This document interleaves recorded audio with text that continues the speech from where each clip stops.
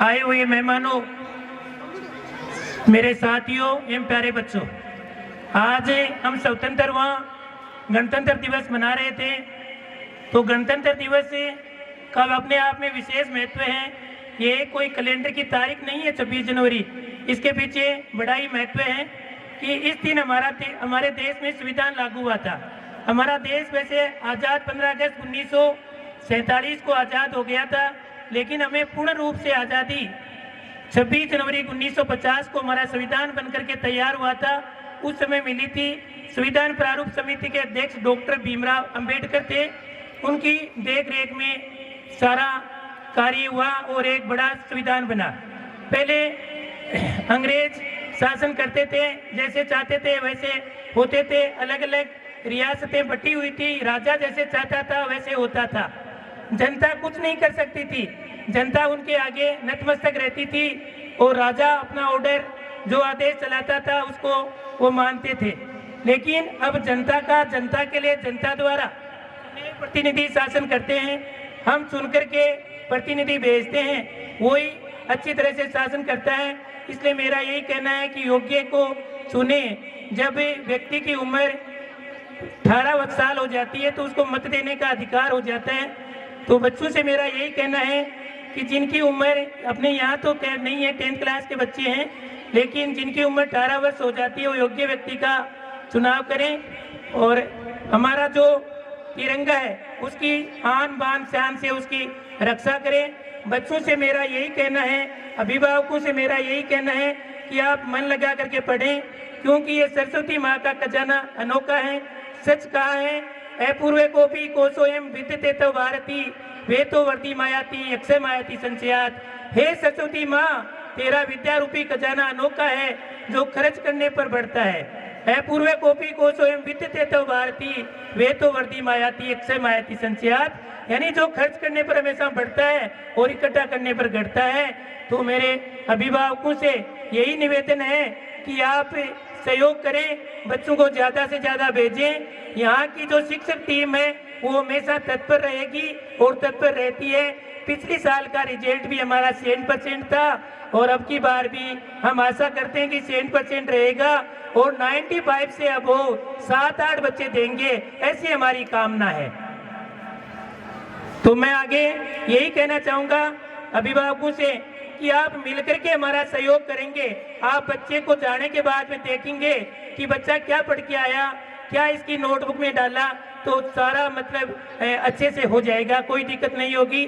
हम बच्चों के ऊपर खूब ध्यान देते हैं, इंडिविजुअल एक एक बच्चे का ध्यान देते हैं। तो अभिभावकों से मेरा यही कहना है कि आप थोड़ा सा बच्चों का ध्यान रखें। कोई भी दिक्कत हो, परेशानी हो तो आप तुरंत बताइए।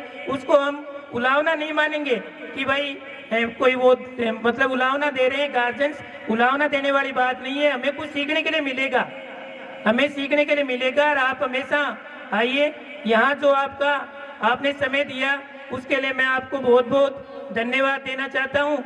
ऐसे ही आप आते रहें और मेरी यही गुजारिश है आपसे कि आप बच्चों को ज़्यादा से ज़्यादा भेजें। कोई भी कमी दिखे वो हमें बताइए, हम कमी को पूरा करेंगे।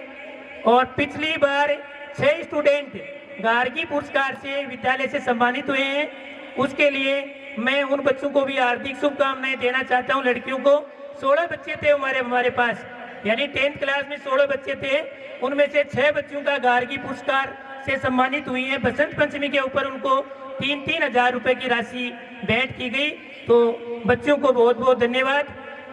और आगे भी हमने घोषणा की है 10th क्लास के स्टूडेंट से, ये घोषणा की है कि 11,000 रुपये स्कूल की ओर से इनाम दिए जाएंगे। बशर्ते शर्त रहेगी कि 95 अबो जो इस स्टूडेंट के आएंगे उनको 11,000 रुपये स्कूल की ओर से पारितोषिक रूप में दिए जाएंगे।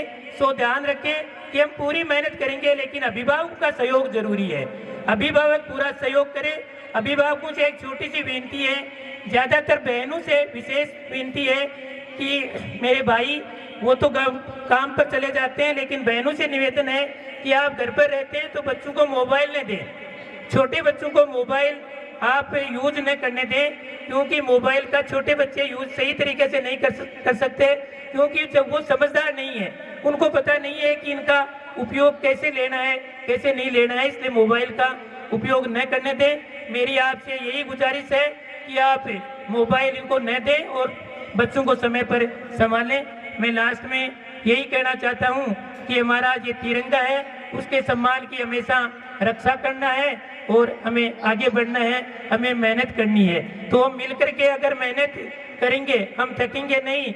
यानी स्वामी विवेकानंद ने कहा था, उठो जागो और तब तक चलते रहो जब तक मंजिल नहीं मिले। तो आपको भी बच्चों ऐसे ही चलना है कि विद्यार्थी जीवन से बहुत सी चीजें सीखी जाती है। तो आपको मतलब यहाँ से इस विद्यार्थी जीवन से ही सारी क्रिया पूरी करनी है। यहाँ जो बच्चे पढ़ रहे हैं वो बच्चे कोई डॉक्टर बनेगा, कोई साइंटिस्ट बनेगा, कोई वकील बनेगा। तो मेरी यही प्रार्थना है सरस्वती माँ से कि सारे बच्चे कुछ न कुछ बने। आज भी कई पूर्व छात्र आए, मुझे बड़ी प्रसन्नता हुई कि वो पूर्व छात्र आए, वो सर्विस भी कर रहे हैं, कई अपना अच्छा काम कर रहे हैं, बड़ी खुशी की बात है। धन्यवाद, थैंक यू सो मच। जय हिंद, जय भारत।